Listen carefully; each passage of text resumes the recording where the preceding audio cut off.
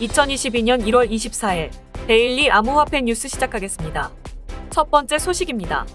정부가 올해부터 가상자산을 가계 자산 통계에 포함한다고 밝혔습니다. 지난해 여야 합의로 가상자산 과세 시기가 내년으로 미뤄졌지만 통계청은 예정대로 가상자산 규모 조사를 진행한다는 방침입니다. 24일 통계청에 따르면 올해부터 한국은행, 금융감독원과 공동으로 진행하는 가계금융복지조사의 가상자산을 신규 조사 항목으로 추가합니다. 가계금융복지조사는 가계자산과 소득, 지출을 파악하기 위해 실시하는 조사입니다. 올해 조사부터는 거래소를 통해 가상자산을 보유하고 있는지를 묻고 응답자가 보유하고 있다고 답하면 3월 말 기준 평가액을 적도록 할 계획입니다. 다음 소식입니다.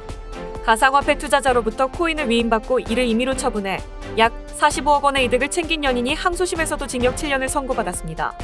이들은 지난 2017년 10월 2일에 서울 강남구의 한 커피 전문점에서 피해자 C씨의 전자지갑에 있던 가상화폐 리플 2,002만 5천여 개, 당시 개당 225원을 자신의 전자지갑으로 옮겨 임의로 처분해 45억 원 상당의 이득을 챙긴 혐의로 재판에 넘겨졌습니다. C씨는 지난 2016년 1월 가상화폐 투자를 중개하고 수수료를 받던 A씨를 통해 전자지갑을 생성하고 리플을 다량 매수했습니다. 이후 같은 해 여름 A씨로부터 B씨를 소개받고 이들에게 가상화폐 관리를 맡겼습니다.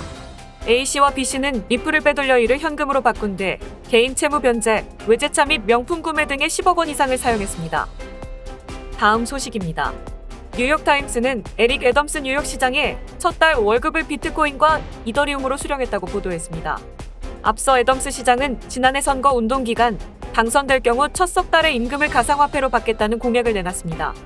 노동법상 시장을 포함한 뉴욕시 공무원은 법정화폐로만 임금을 받을 수 있습니다. 이에 따라 애덤스 시장은 뉴욕시가 발행하는 임금 수표가 코인베이스에 전달되면 비트코인과 이더리움으로 전환돼 자신의 계좌에 입금되도록 사전에 절차를 마련했습니다. 다만 일각에서는 애덤스 시장의 행동이 과도하다는 지적도 제기되고 있습니다. 버블 논란이 적지 않은 가상화폐에 대해 뉴욕시장이 마치 광고에 나선 것 같은 모양새를 보이는 것은 적절치 않다는 것입니다. 다음 소식입니다. 지난 17일 사용자 계정에서 의심스러운 활동이 감지된 후 인출을 중지했던 크립토닷컴이 공식 성명을 통해 483개의 계정에서 약 3,380만 달러의 암호화폐 자산이 도난당했다고 밝혔습니다.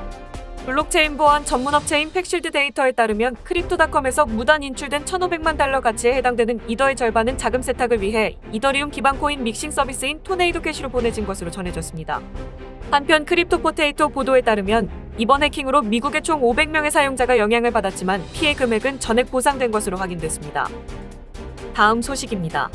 경찰이 지난해 가상자산을 이용한 보이스피싱 사건을 인터폴과 공유하기로 했습니다. 경찰이 인터폴에 공유하기로 한 보이스피싱 사건은 지난해 5월 검사를 사칭해 피해자 명의 이은행 계좌가 범죄에 연루됐다고 속여 1억 2천만 원 상당의 비트코인을 가로챈 사건입니다. 계좌이체, 대면 편취를 통한 기존 보이스피싱 범죄와 달리 추적이 어려운 가상자산을 이용해 피해금을 빼돌렸습니다. 계좌의 불법 여부를 확인한다며 피해금을 가상화폐로 환전해 지급을 요구하는 수법을 썼습니다. 경찰청은 인터폴 전 회원국의 우리 국민이 피해를 입은 신종범죄 수법에 대한 주의를 환기해 유사 국제범죄를 예방하고 재외국민 보호에 기여하겠다고 말했습니다. 지금까지 프라뱅TV 데일리 암호화폐 뉴스였습니다. 구독과 좋아요, 알림 설정 부탁드립니다. 감사합니다.